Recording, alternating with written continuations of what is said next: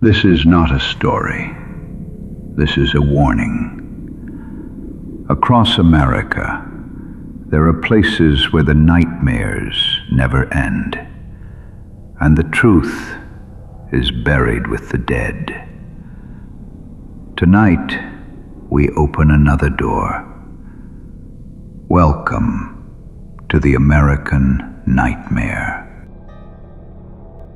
Though these events did not occur in the same place, they were only separated by miles. Short drives, nothing that felt remote, nothing that would have stood out to anyone passing through. Each house sat in its own pocket of quiet, close enough to small towns to share the same stores, the same weather, the same late-night stillness. They unfolded over the course of roughly 2 weeks. There was no announcement that anything unusual was happening, no immediate reason to connect one night to another. Each disappearance was treated on its own, contained within the space it occurred. The houses remained. The phones were recovered. The people were not. What little could be established afterward came from timing more than detail. The calls happened late, after most lights were off, after roads emptied, after neighbors stopped listening for anything beyond their own homes. There was no shared routine between the women, no common workplace, no overlapping social circles, nothing that suggested coordination or selection. Only distance, only time, only the fact that the nights felt the same when it happened. What follows does not explain what occurred. It only reconstructs what was experienced.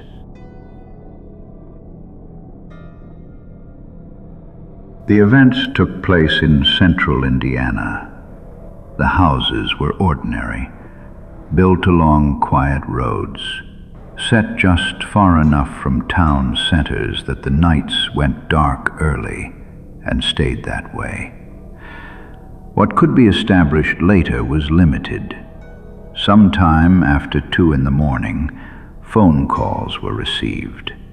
The numbers were unfamiliar. The calls ended quickly.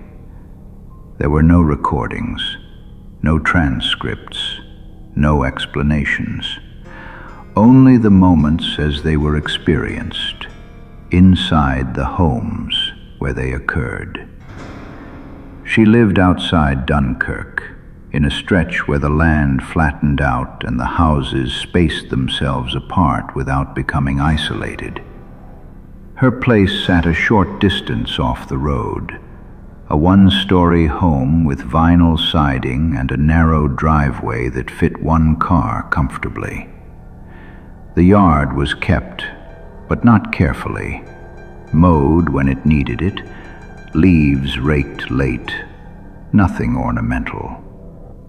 She worked weekdays. She ran errands on the same days each week. She spoke to neighbors when she crossed paths with them, exchanged small updates, nothing that lingered. Her life moved at a predictable pace, steady enough that people noticed when it stopped. She slept with her phone on the nightstand, always plugged in, always within reach. The ringer stayed on, not loud, just enough to wake her if it needed to. She had never changed that habit. When she didn't arrive at work the next morning, it wasn't treated as urgent. She wasn't late often, but it happened. By midday, someone tried calling her. There was no answer. By evening, her house was entered. Everything inside was intact. No broken glass, no overturned furniture, no drawers pulled out. The kitchen looked used, but not disturbed. The bedroom showed no sign of a struggle. Her phone was inside the home. She was not. What follows is a reconstruction of the night as she experienced it. She went to bed as she always did. Lights off, bedroom quiet. The house settled into its familiar nighttime stillness.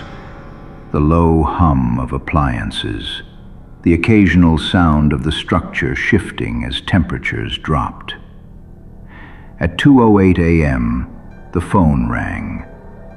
She woke and answered without sitting up fully, the movement automatic. She said nothing. There was nothing to hear. No voice, no breathing, no static. Just an open line that felt empty. She waited a few seconds, listening, then ended the call. She lay still, expecting the phone to ring again, or not at all. It rang again. She answered a second time. Again, there was nothing on the line. The silence was complete enough that she glanced at the screen to confirm the call was connected. It was. She ended the call. The room went quiet again. She stayed awake now, phone in her hand, staring at the ceiling. There was no immediate fear, only mild irritation and uncertainty. Wrong numbers happened. Late-night calls happened. Nothing about what had occurred demanded an explanation yet. After a moment, she checked the call log. The number wasn't familiar. No name. No indication of where it came from. She waited a few more seconds. Then she called the number back. The phone in her hand did not ring. Instead, she heard a phone ringing somewhere else in the house. It took a moment for the sound to register as internal. At first, it felt misplaced, like a noise that belonged outside or in another building. The ring was clear and mechanical, not muffled by distance or walls. She lowered her phone and listened. The ringing continued. It was coming from the hallway, not from the bedroom, not from the phone in her hand, from the hallway outside her door. She stayed still on the bed, listening, trying to place the sound without assigning meaning to it. The house remained dark. No lights turned on. Nothing else moved. The ringing was steady. Her phone stayed silent. That was the moment the reconstruction ends.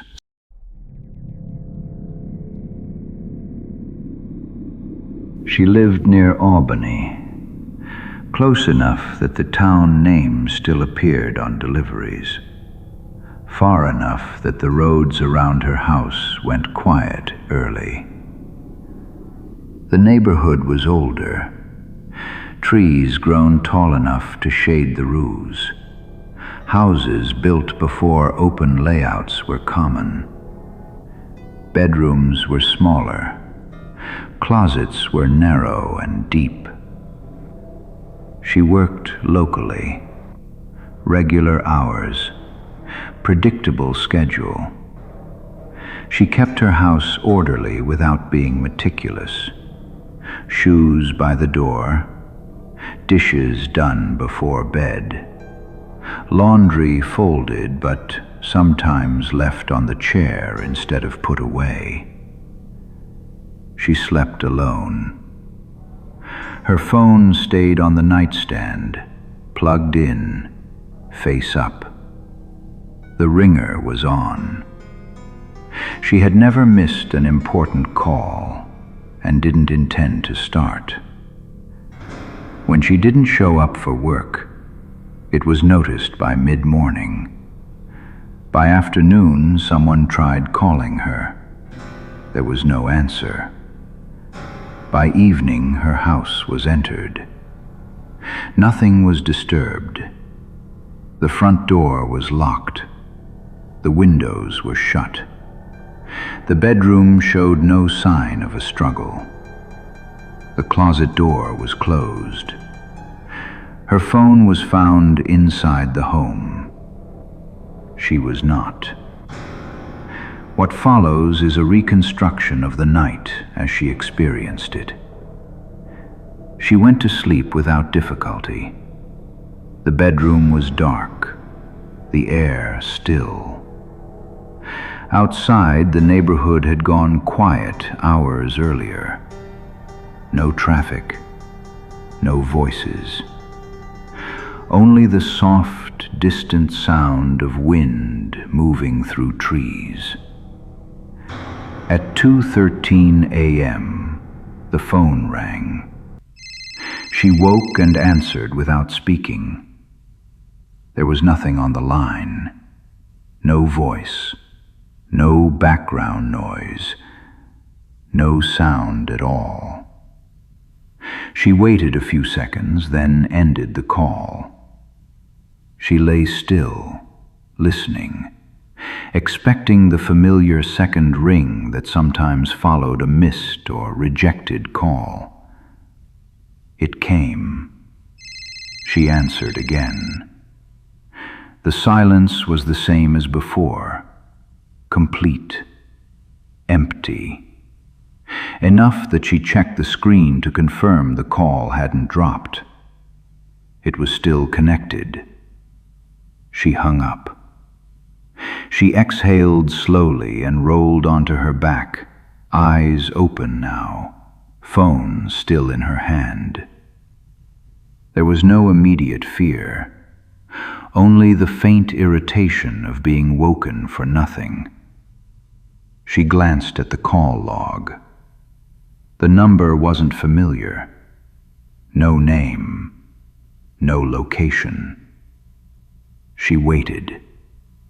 Then she called the number back. She heard a phone ring. It was coming from the closet, in her own bedroom. The sound carried from behind the closed closet door, contained but unmistakable. A phone ringing in a confined space. Her phone stayed silent. She did not move. The ringing continued. She lived near Muncie, in a neighborhood where the houses sat closer together but still managed to feel private at night. A small, older place. Narrow rooms, low ceilings. The bedroom barely held the bed, a dresser, and a nightstand. There wasn't much extra space anywhere. She worked nearby, same shift most days. She paid her bills on time, kept her routine simple, and rarely stayed up late unless she had to. Nothing about her life stood out. Nothing about it suggested danger. She slept alone. Her phone stayed on the nightstand, plugged in, screen facing up. The ringer was on. It always was. When she didn't arrive at work the next morning, someone noticed quickly. She had been reliable. By late morning, calls went unanswered. By early evening, her house was entered. There were no signs of forced entry, no disturbance, no indication of a struggle. The bed was undisturbed. Her phone was inside the home. She was not. What follows is a reconstruction of the night as she experienced it. She went to sleep shortly after midnight. The bedroom was dark, the house quiet. Outside, the neighborhood had settled into the kind of stillness that only comes late at night. No traffic, no voices, nothing moving. At 2:17 a.m., the phone rang. She woke and answered without sitting up, the motion automatic. She didn't speak. There was nothing on the line, no voice, no breathing, no sound at all. She waited a few seconds, listening, then ended the call. She lay still, staring at the ceiling, phone resting against her chest. The silence in the room felt complete. She listened for the phone to ring again. It did. She answered a second time. Again, there was nothing. The open line felt empty in a way that made her glance at the screen to make sure the call hadn't dropped. It hadn't. She ended the call. She was fully awake now, not frightened, not yet, just alert. She checked the call log. The number wasn't familiar. No name, no indication of where it came from. She waited. Then she called the number back. The phone in her hand did not ring. Instead, she heard a phone ringing somewhere else. It came from below her, from under the bed. A phone ringing in the narrow space beneath the mattress, close enough that the sound felt contained by the frame and the floor. Her phone stayed silent. Nothing followed. The houses remained as they were. Lights off, doors closed, rooms unchanged. There were no signs that anything had been taken, no indication that anything had been searched for while it was happening. The phones were recovered, charged, functional, call histories intact. There were no messages left behind, no final calls placed, no recordings captured beyond what the devices already showed. In each case, the night ended without noise. Morning came the same way it always does, gradually, without announcement. Roads filled back in, stores opened. The day continued around places where something had stopped. There was no confirmation of when the moment passed, no witness to say when the house became empty. No sound that marked an ending. Only rooms that did not change after the last ring. Only phones that did not ring again. Nothing else was observed.